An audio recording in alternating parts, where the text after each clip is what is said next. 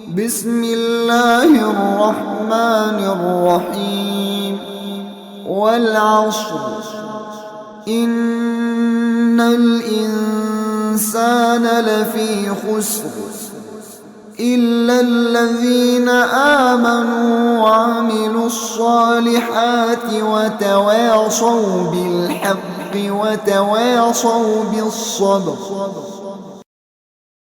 بسم الله الرحمن الرحيم والعصر إن الإنسان لفي خسر إلا الذين آمنوا وعملوا الصالحات وتواصوا بالحق وتواصوا بالصبر.